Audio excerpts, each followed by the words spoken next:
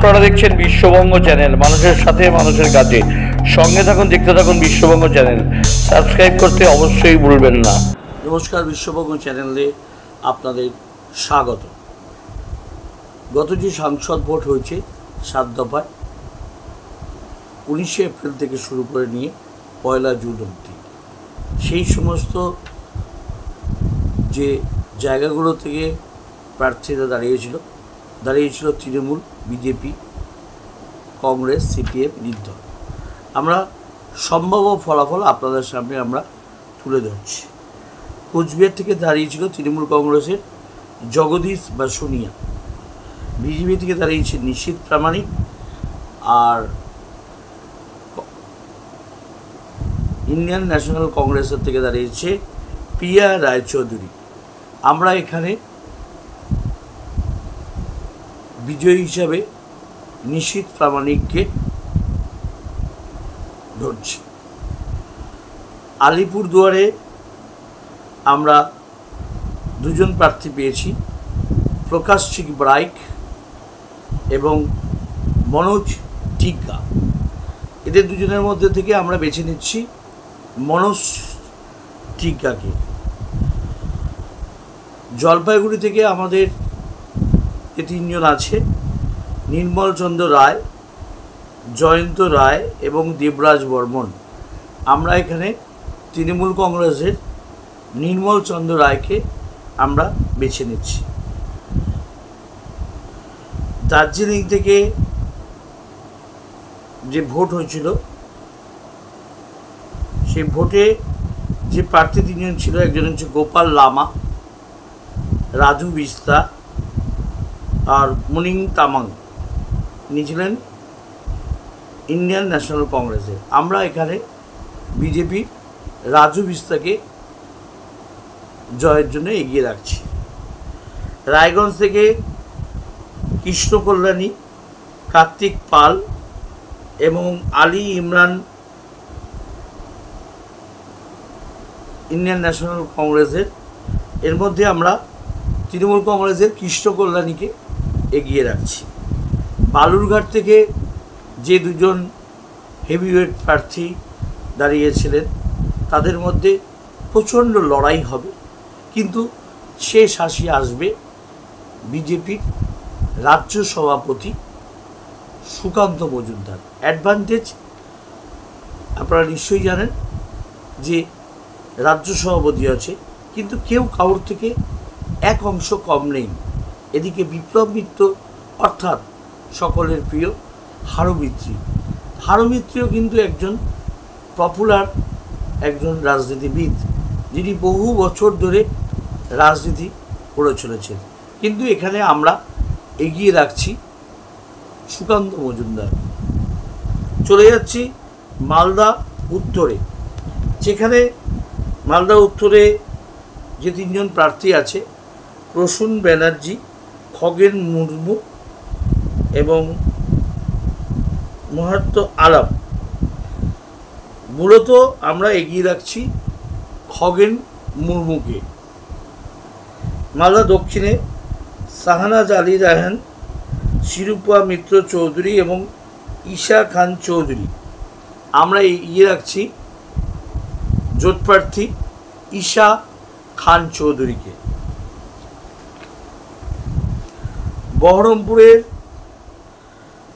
বহরমপুরের আমরা যে 3 জন প্রার্থী পেয়েছি, তার মধ্যে হচ্ছে ইউসুফ পাঠান, ডক্টর নির্মল সাহা এবং অধীর চৌধুরী এবং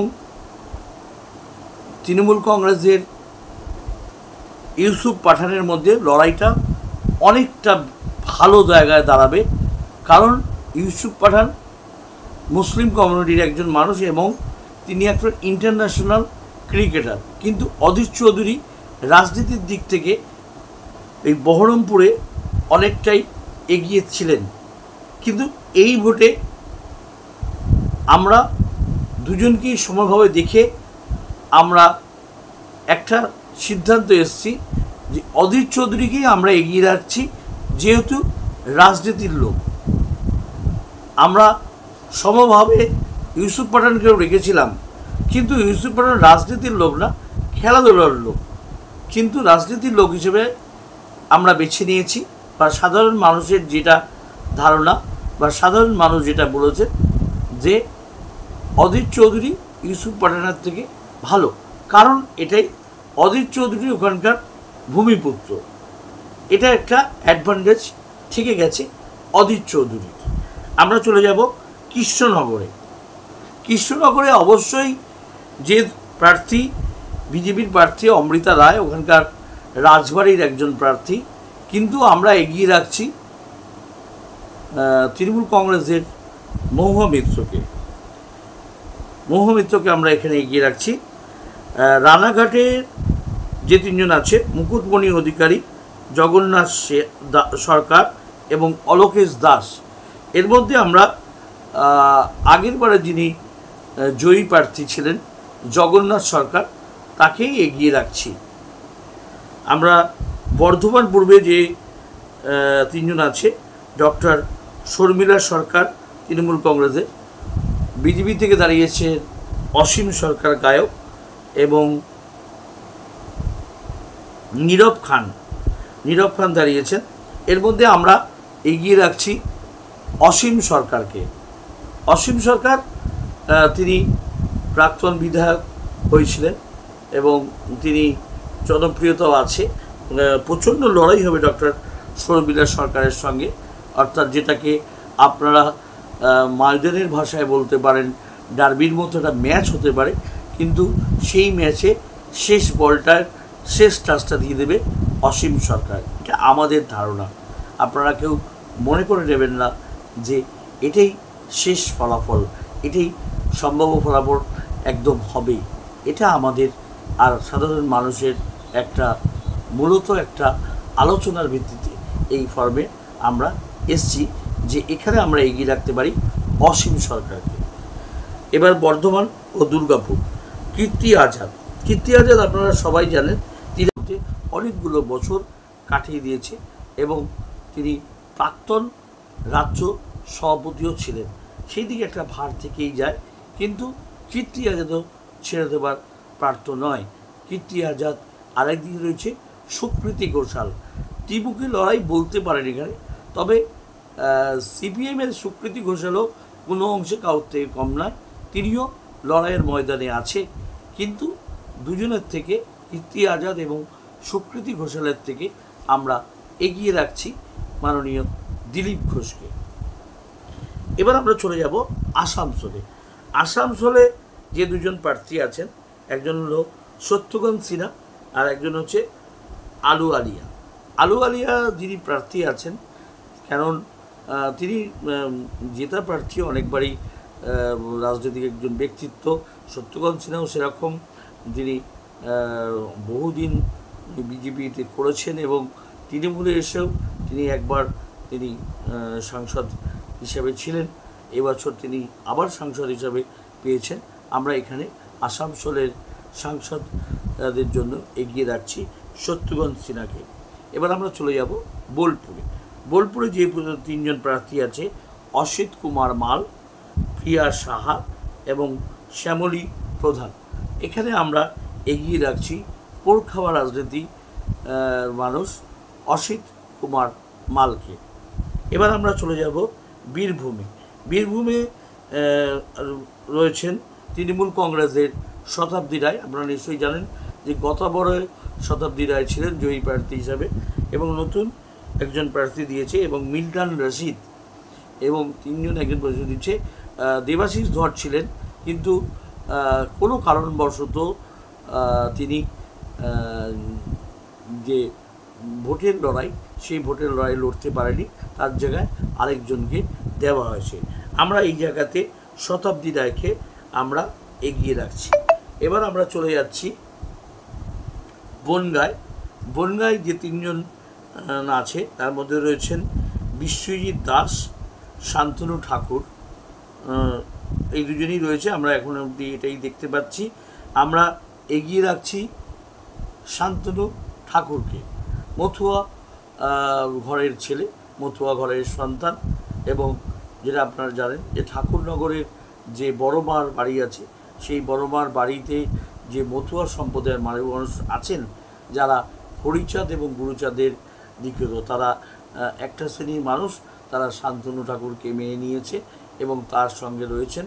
আমরা এই জায়গায় বনগাঁর যে লোকসভা কেন্দ্রে এবারে জয়ী প্রার্থী হিসাবে আমরা এগিয়ে রাখছি শান্তনু ঠাকুরকে। এবার আমরা চলে যাব ব্যারাকপুরে। ব্যারাকপুরের যে 3 জন প্রার্থী আছে, যেন বলতে পারেন ত্রিমুখী লড়াই। এই ত্রিমুখী লড়াইয়ে সারা বাংলা কেঁপে উঠছে, কে কাকে টপকে যাবে। যেমন রয়েছে, আর যার কথা না বললেই নয়, আইএসএফেরও রয়েছে একজন উদীয়মান আইনজীবী, তার নাম জামির হোসেন। আমরা ব্যারাকপুরে আমাদের মূলত লড়াই আমরা এখানে দেখতে পাচ্ছি পার্থ ভৌমিক এবং অর্জুন সিংয়ের সঙ্গে। এবং অর্জুন সিংয়ের সঙ্গে আমরা দেখতে পাচ্ছি যে রয়েছেন দেবদূত ঘোষ, অভিনেতা দেবদূত ঘোষ, যিনি বহুদিন ধরে রাজনীতির সঙ্গে টাচে আছেন, কিন্তু রাজনীতি থেকে তিনি অভিনয় জগৎটাতেই বেশি মূল্যায়ন দিয়েছেন। আমরা এখানে এবারে দুটো প্রার্থীর মধ্যে বেশি আর কি চান্স বেশি যে দুজনের জেতার, তাদের আমি একদম 1%-এর খাতায় রাখছি। এবং যেহেতু আমি বলছি যে মানুষের দুয়ারে দুয়ারে, অর্থাৎ পায়ে হেঁটে প্রত্যেকটি জায়গায় মানুষের কাছে পৌঁছে যাবার, সেটার নিদর্শন রেখেছেন অর্জুন সিং। কিন্তু সেভাবে অনেক জায়গায় হয়তো খামতি থেকে গেছে। পার্থ ভৌমিকও এসছেন, হয়তো গাড়িতে এসছেন, কিন্তু হয়তো সেভাবে মানুষের মন কাটতে পারেননি। সাধারণ মানুষ বলছেন যে অর্জুন সিং 24/7 ওনাকে পাওয়া যায়। কিছু মানুষ ক্রস করেছে যে কেন পার্থ ভৌমিককে কি পাওয়া যায় না? নিশ্চয়ই, পার্থ ভৌমিক নৈহাটি থেকে আসতে আর ভাটপাড়া থেকে যে সময়টা লাগে তার মধ্যে 5 থেকে 10 মিনিটের ডিফারেন্স। কিন্তু হয়তো সবসময় পার্থ ভৌমিককে তারা পাননি। আমরা অনেক সময় কথা বলেছি সাধারণ মানুষ, এবং আমরা কথা বলেছি পলিটিক্যাল মানুষদের সঙ্গেও, তারা অনেকেই জানিয়েছেন যে অর্জুন সিংকে খুব কাছে থেকে পাওয়া যায়, কিন্তু পার্থ ভৌমিককে সেভাবে কাছে থেকে পাওয়া যায় না। আপনারা যদি কেউ আমাদের এই কথায় কারোর কোনো রকম ক্ষোভ বিক্ষোভ থাকে, আমাদের ক্ষমা করবেন, কারণ এটা আমাদের কথা না, এটা সাধারণ মানুষের কথা। সেই সাধারণ মানুষের কথাই আপনাদের সামনে আমরা তুলে ধরছি। এবার আমরা চলে যাব, তাহলে আমরা এগিয়ে রাখছি ব্যারাকপুরের সংসদ পদে যিনি এবারের জয়ী প্রার্থী, নাম অর্জুন সিং। এবার আমরা এগিয়ে রাখছি হাওড়ায় প্রসূন ব্যানার্জিকে। এখানে রয়েছেন প্রসূন ব্যানার্জি, রথীন চক্রবর্তী এবং সব্যসাচী চট্টোপাধ্যায়। রথীন চক্রবর্তী বিজেপি করেন বহুদিন ধরে, সব্যসাচী চট্টোপাধ্যায় আইনজীবী হিসাবে আপনারা যথেষ্ট জানেন যে আইনজীবী হিসাবে যথেষ্ট জ্ঞাত, পায়ে হেঁটে মানুষের দৌড়ে দৌড়ে পৌঁছেছে। কিন্তু ফুটবল প্লেয়ার প্রসূন ব্যানার্জি, তার যোগাযোগটা একটু বেশি, কারণ তিনি আগের বারের প্রার্থী হিসেবে ছিলেন। এই জন্য তাকে অ্যাডভান্টেজ রেখে আমরা সাধারণ মানুষের থেকে কিছুটা আদেশ উপদেশ নিয়ে আমরা প্রসূন ব্যানার্জিকে আমরা এগিয়ে রাখছি। এবার হাওড়া শুনলেন আপনারা। এবার আমরা চলে যাব উলুবেড়িয়ায়। উলুবেড়িয়ায় রয়েছে সুলতান আহমেদের ওয়াইফ সাজদা আহমেদ, এছাড়া রয়েছে অরুণ দয়াল চৌধুরী এবং আজহার মল্লিক। আমরা এগিয়ে রাখছি এখানে সাজদা আহমেদকে। উলুবেড়িয়া থেকে আমাদের জয়ী প্রার্থী বিশ্ববঙ্গ চ্যানেলের যে সম্ভাব্য তালিকা, তার মধ্যে আমরা এগিয়ে রাখছি সাজদা আহমেদকে। সিরা আহমেদ, এছাড়া রয়েছে অরুণ দয়াল চৌধুরী এবং আজহার মল্লিক। আমরা এগিয়ে রাখছি এখানে সাজদা আহমেদকে। উলুবেড়িয়া থেকে আমাদের জয়ী প্রার্থী বিশ্ববঙ্গ চ্যানেলের যে সম্ভাব্য তালিকা, তার মধ্যে আমরা এগিয়ে রাখছি সাজদা আহমেদকে। শ্রীরামপুরের আমরা এগিয়ে রাখছি কল্যাণ ব্যানার্জিকে। কবিশঙ্কর বসু এবং দীপশিতা ধরের থেকে আমরা এগিয়ে রাখছি পোড়খাওয়া রাজনীতিবিদ আইনজীবী কল্যাণ ব্যানার্জিকে। হুগলি থেকে আমরা যে দুজনের মধ্যে যে লড়াই, যে ঠান্ডা লড়াই আমরা দেখতে পারলাম রচনা ব্যানার্জি এবং লকেট চট্টোপাধ্যায়, আমরা বলতে পারি যে দুজনের মধ্যে রচনা ব্যানার্জি অনেকটি পোড়খাওয়া একজন অভিনেত্রী, কিন্তু রাজনীতির দিক থেকে এগিয়ে হচ্ছে লকেট চট্টোপাধ্যায়। এবার বাংলার মুখ্যমন্ত্রী মমতা বন্দ্যোপাধ্যায় তিনি আশীর্বাদ দিয়ে রচনা ব্যানার্জিকে পাঠিয়েছেন ময়দানে হুগলি থেকে লড়ার জন্য। তিনিও কিন্তু এক ফোঁটা জায়গা ছেড়ে দেয়নি মাঠে, যেটা মাঠের ভাষায় বলে যে এক ফোঁটা জায়গা, 1 ইঞ্চি জায়গা তিনি লকেটকে ছেড়ে দেয়নি। সমানে সমানে লড়াই হয়েছে, যেটাকে ইস্টবেঙ্গল মোহনবাগানের ভাষায় ডার্বি ম্যাচ বলে, যে কেউ জিততে পারে। আমরা যেহেতু আগের বারে লকেট চট্টোপাধ্যায় এখানকার সাংসদ ছিলেন, সেই জন্য জয়ী হিসাবে ওনাকে এগিয়ে রাখছি, কিন্তু ফল আপনার রচনা ব্যানার্জির দিকেও চলে যেতে পারে। এবং আমরা এবার চলে যাব আরামবাগে। আরামবাগে যিনি প্রার্থী আছে মিতালি বাগ এবং অনুপ কান্তি দিগর, আমরা মিতালি বাগকে আমরা এগিয়ে রাখছি এবারের আরামবাগের জয়ী প্রার্থী হিসাবে। গতবার অপূর্ব পোদ্দার খুব অল্প ব্যবধানে জিতে যায়, কিন্তু এবার মিতালি বাগ মনে হচ্ছে ঘরের মেয়ে, কাছের মেয়ে এবং যথেষ্ট লড়াকু, এবং যদিও লড়াইটা অনুপ কান্তি দিগরের সঙ্গে সমানে সমানে হবে এবং শেষ হাসি হয়তো মিতালি বাগই হাসবে। আমরা এগিয়ে রাখছি মিতালি বাগকে, আমাদের সম্ভাব্য এবছর আরামবাগের জয়ী প্রার্থী মিতালি বাগ। এবার চলে যাব আমরা তমলুকে। তমলুকে আমরা যে 3 জন প্রার্থী আছে আপনাদের একজন শুনিয়ে দিচ্ছি। দেবাংশু ভট্টাচার্য, জাজ আইনজীবী অভিজিৎ গঙ্গোপাধ্যায় এবং সায়ন ব্যানার্জি। আপনারা জানেন যে সায়ন ব্যানার্জি একজন উদীয়মান আইনজীবী এবং দেবাংশু ভট্টাচার্য স্পোক্স পার্সন, এবং তিনি আইটি সেলের বহুদিন ধরে রয়েছেন তৃণমূল কংগ্রেসের একজন উজ্জ্বল নক্ষত্র বলতে পারেন। কিন্তু আসল লড়াইটা আমার মনে হচ্ছে দেবাংশুর সঙ্গে অভিজিৎ গঙ্গোপাধ্যায়, কারণ সায়ন নিশ্চয়ই, সায়ন সেভাবে পোড়খাওয়া রাজনীতির লোক নয়, তবে তিনিও স্পোক পার্সন এবং আইনজীবী, তিনিও লড়াইয়ের ময়দানে রয়েছে। কিন্তু আমরা দুজনের থেকে আমরা এগিয়ে রাখছি এবারে তমলুকের যে সাংসদ পদে অভিজিৎ গঙ্গোপাধ্যায়কে। আমরা চলে যাচ্ছি পরের ইয়েতে। পরের হচ্ছে কাঁথি। কাঁথিতে রয়েছেন উত্তম বারিক, সৌমেন্দু অধিকারী এবং আমরা এখানে এগিয়ে রাখছি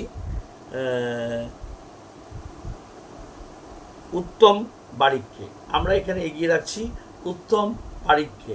তৃণমূল কংগ্রেসের উত্তম বারিক, লোকাল ছেলে, ভালো ছেলে, সেই ছেলেটাকেই আমরা এবারে এগিয়ে রাখছি কাঁথি থেকে। এবার ঘাটাল চলে যাব আমরা।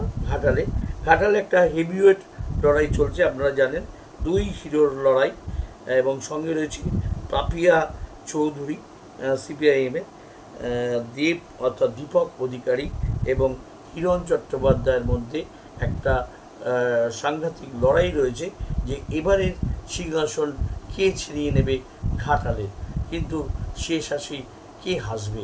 আমরা এগিয়ে রাখছি অভিনেতা দেবকে, আমাদের এবারে সম্ভাব্য জয়ী প্রার্থী ঘাটালের দেব। এবার চলে যাব আমরা ঝাড়গ্রামে আমরা এগিয়ে রাখছি 2 জন মধ্যে, কালীপদ সোরেন এবং প্রণতি টুডু। ঝাড়গ্রামে আমরা এগিয়ে রাখছি কালীপদ সোরেনকে তৃণমূল কংগ্রেসের। এবার আমরা চলে যাচ্ছি মেদিনীপুরে যে 2 জন প্রার্থী আছেন, 2 জনই হচ্ছেন একটু গ্ল্যামার দুনিয়া। একজন হচ্ছে অভিনেত্রী জুন মারিয়া, যিনি গতবারও বিধায়কের পদ সামলেছেন। এবার অগ্নিমিত্রা পাল, তিনিও ফ্যাশন ডিজাইনার, তিনিও লড়াকু নেত্রী, অর্থাৎ মহিলা মোর্চার রাজ্য নেত্রীর মতো জায়গা তিনি সামলেছেন এবং দায়িত্ব নিয়ে সামলেছেন। এখনও তিনি সাংসদ পদের পদপ্রার্থী। আমরা এই জায়গায় যেহেতু অভিজ্ঞতা একটু বেশি, সেহেতু আমরা মহিলা মোর্চার অগ্নিমিত্রা পালকে আমরা এগিয়ে রাখছি। আমরা পুরুলিয়ায় এগিয়ে রাখছি যে তিনজন আছে আপনাদের বলে দিই, শান্তিরাম মাহাতো, জ্যোতির্ময় মাহাতো এবং নেপাল মাহাতো। আপনারা জানেন যে ইন্ডিয়ান ন্যাশনাল কংগ্রেসের নেপাল মাহাতো একটি বিশেষ নাম, এবং আমরা যে দুজন নামের কথা বললাম, শান্তিরাম মাহাতো এবং জ্যোতির্ময় মাহাতো। শান্তিরাম মাহাতো তৃণমূল কংগ্রেসের এবং জ্যোতির্ময় মাহাতো হচ্ছে বিজেপি। আমরা এখানে সম্ভাব্য পুরুলিয়ায় এগিয়ে রাখছি জ্যোতির্ময় মাহাতোকে। আমরা বাঁকুড়া যে দুজন প্রার্থী আছেন, অরূপ চক্রবর্তী এবং সুভাষ সরকার, আমরা এই অরূপ চক্রবর্তী এবং সুভাষ সরকারের মধ্যে একটা জোর লড়াই দেখতে পাবো। অত অনেক টানাপোড়েন থাকবে, অনেক কিছু হবে, কিন্তু আমরা এগিয়ে রাখছি ডক্টর সুভাষ সরকারকে। এবার আমরা চলে যাব যেটা যে স্বামী স্ত্রীর লড়াই বলবো না, যদি বলে চেনা মানুষের চেনা মুখ, সেই চেনা মুখের চেনা লড়াইয়ে আমরাও সামিল হব। আপনারা নিশ্চয়ই সবাই জানেন যে গতবার এই সৌমিত্র খাঁর জন্য সুজাতা মানুষের দৌড়ে তিনি ভোট প্রার্থনা করেছেন এবং তার হাজব্যান্ডকে তিনি জিতিয়ে নিয়েছিলেন, কিন্তু দুর্ভাগ্যবশত তাদের ডিভোর্স হয়ে গেছে। সেই ডিভোর্সের ভিত্তিতে তারা এখন তৃণমূলে, একজন বিজেপিতে। লড়াইটা প্রচণ্ড জোরদার হবে, কারণ প্রত্যেকটা জায়গায় দুজনাদেরই চেনা, এবং শেষার্ষি আমরা লিখে রেখেছি কাকলি ঘোষদস্তিদাদি হাসবে। আমরা বসিরহাট থেকে যে প্রার্থী রয়েছে তিনজন, হাজী নুরুল ইসলাম, রেখা পাত্র এবং নিরাপদ সর্দার। আপনারা সবাই জানেন যে এবছরের বসিরহাটের সন্দেশখালী জায়গায় যে মানুষের মহিলাদের প্রতি যে অত্যাচার হয়েছিল, সেই অত্যাচারের প্রতিবাদে যার মুখ সব থেকে বেশি এখানে দেখা গেছে, এবং যে মুখটাকে বেছে নিয়েছে বিরোধী দলনেতা শুভেন্দু অধিকারী, এবং তার সাথে সাথে মেনে নিয়েছে প্রধানমন্ত্রী নরেন্দ্র মোদী, সেই প্রার্থী এবারে রেখা পাত্র। হেভি ভোল্টেজ একটা জায়গা রয়েছে এবারের বসিরহাট, সেই বসিরহাটের নজর সবারই রয়েছে। হাজী নুরুল ইসলাম, তিনিও বহু বছর রাজনীতি করছেন ওই অঞ্চলে, তিনিও ছেড়ে দেওয়ার প্রার্থ নয়। আমরা এবারে রেখা প্রার্থ থেকে আমরা এগিয়ে রাখছি হাজী নুরুল ইসলামকে, কারণ হাজী নুরুল ইসলামের ওই জায়গাটা হাতের তালুর মতো তো চেনা, এবং তাই জন্য আমরা রেখা পাত্র থেকেও এবং নিরাপদ সর্দার, তিনি সিপিআইএমের বহু বছর চুপ করেছিলেন, কিন্তু এই সন্দেশখালীর যে আন্দোলন ছিল সেই আন্দোলনের একটা মুখ হবার চেষ্টা করেছিলেন, কিন্তু তিনি লাস্টে অ্যারেস্টও হয়ে যান এবং প্রায় বেশ কিছুদিন জেল কাটাবার তিনি ছাড়াও পান, এবং সেই সাহস দেখে হয়তো সিপিআইএম তাকে এবারে প্রার্থী করেছেন। কিন্তু জেতার ব্যাপারে চায় দক্ষতা, জেতার ব্যাপারে চায় আরও অনেক ক্ষমতা, সেই ক্ষমতা হাজী নুরুল ইসলামের আছে। রেখাপাত্র অনেকটাই দেখা যাচ্ছে আক্রমণাত্মক রয়েছে, আমরা রেখাপাত্রকেও আমরা দূরে ঠেলে দিচ্ছি না। হাজী নুরুল ইসলামের সঙ্গে যে লড়াই আছে, সেই লড়াইয়ে হাজী নুরুল ইসলাম যেমন জিততে পারে, তেমন জিততে পারে রেখাপাত্র। তা সত্ত্বেও একজনকে আমাদের জয়ী হিসেবে চিহ্নিত করতে হবে, এই জন্য আমরা হাজী নুরুল ইসলামকে আমরা জয়ী প্রার্থী হিসেবে চিহ্নিত করছি। এবার আমরা চলে যাব জয়নগর। যে জয়নগরের প্রতিমা মণ্ডল, তিনি একটি সাধারণ মানুষের কাছে একজন প্রিয় মানুষ, সেই প্রতিমা মণ্ডলকেই আমরা এগিয়ে রাখছি। সঙ্গে রয়েছে অশোক কান্ডারিও ওখানকার স্থানীয় মানুষ, তার কাছে প্রচুর মানুষও যায়। এবছর আমরা এগিয়ে রাখছি জয়নগর থেকে প্রতিমা মণ্ডলকে। আমরা মথুরাপুর থেকে আমরা এগিয়ে রাখছি বাপি হালদার এবং অশোক পুরোহিতের মধ্যে যে লড়াই আছে, তার মধ্যে আমরা এগিয়ে রাখছি মথুরাপুর থেকে বাপি হালদারকে। আমরা ডায়মন্ড হারবার থেকে আমরা জানি যে সর্বভারতীয় তৃণমূল কংগ্রেসের সাধারণ সম্পাদক অভিষেক ব্যানার্জি, সেই অভিষেক ব্যানার্জিকে আমরা এবারে ডায়মন্ড হারবার থেকে এগিয়ে রাখছি। যদিও বা কালকে একটা ভোট রয়েছে কিছু আমরা এগিয়ে রাখছি, তা সত্ত্বেও অভিষেক ব্যানার্জিকে। যাদবপুর থেকে রয়েছে সায়নী ঘোষ, অনির্বাণ গাঙ্গুলি এবং সৃজন ভট্টাচার্য। এখানে আমরা যে দুজন প্রার্থী আছে অনির্বাণ গাঙ্গুলি বিজেপি এবং সৃজন ভট্টাচার্য সিপিআইএমের, তার থেকে আমরা এগিয়ে রাখছি যুব তৃণমূল নেত্রী সায়নী ঘোষকে। আমরা কলকাতা দক্ষিণের যে তিনজন আছে মালা রায়, দেবশ্রী চৌধুরী এবং শাহু আলম, এর মধ্যে আমরা এগিয়ে রাখছি বহুদিনের রাজনীতির একজন ব্যক্তিত্ব এবং লড়াকু নেত্রী মালা রায়কে আমরা কলকাতা দক্ষিণ থেকে এগিয়ে রাখছি। আমরা এগিয়ে রাখছি কলকাতা উত্তরের যে তিনজন প্রার্থী আছে সুদীপ বন্দ্যোপাধ্যায়, তাপস রায় এবং প্রদীপ ভট্টাচার্য, তিনজনই পোড় খাওয়া রাজনীতিবিদ এবং সেখানে একটা চরম লড়াই চলবে। সেই লড়াইয়ে আমরা মানুষের কাছে পৌঁছেছিলাম। মানুষ বলছে যে এখানে আমরা যে তিনজনের প্রার্থী আছে সেই তিনজনের সবাইকেই আমরা চাই, যেহেতু সুদীপ বন্দ্যোপাধ্যায় এখানে জয়ী প্রার্থী, কিন্তু আমরা আশা রাখছি যে সুদীপ বন্দ্যোপাধ্যায় আগের থেকে আরও ভালো কাজ করবে।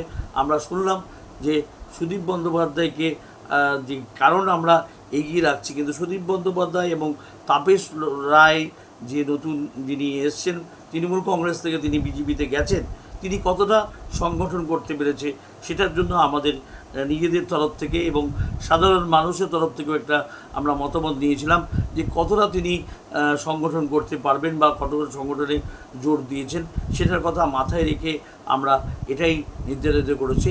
এবছর আমরা কলকাতা উত্তরের প্রার্থী হিসাবে আমরা তৃণমূল কংগ্রেসের সুদীপ বন্দ্যোপাধ্যায়কে এগিয়ে রাখছি। আমাদের সঙ্গে থাকুন, দেখতে থাকুন বিশ্ববঙ্গ চ্যানেল। আমাদের এই সম্ভাব্য ফলাফল আপনারা কেউ এরকম মনে করবেন না যে এটাই ফলাফল। আমাদের যে ফলাফলে আমরা গিয়ে দাঁড়িয়েছি সেই ফলাফলের বিস্তারিত আমরা আরেকটু পরে আপনাদের জানিয়ে দিচ্ছি। সম্ভাব্য গিয়ে যে ফলাফলে দাঁড়ালো সে ফলাফল হচ্ছে বিজেপি পাচ্ছে এখানে 17টা, তৃণমূল পাচ্ছে 22টা এবং জোট 3টে। আপনারা সঙ্গে থাকুন, দেখতে থাকুন বিশ্ববঙ্গ চ্যানেল এবং সম্ভাব্য যে ফলাফল আমরা তুলে ধরলাম আপনাদের সামনে সেটা নিয়ে একটু চিন্তা করবেন যে আমরা সঠিক করলাম কিনা। আশীর্বাদ করবেন আগামী দিনে যেন আমাদের এই সম্ভাব্য ফলাফল অনেকটা আপনাদের সামনে আমরা তুলে ধরতে পারি এবং আপনাদের মনোরঞ্জনে আমরা সাহায্য করতে পারি। নমস্কার।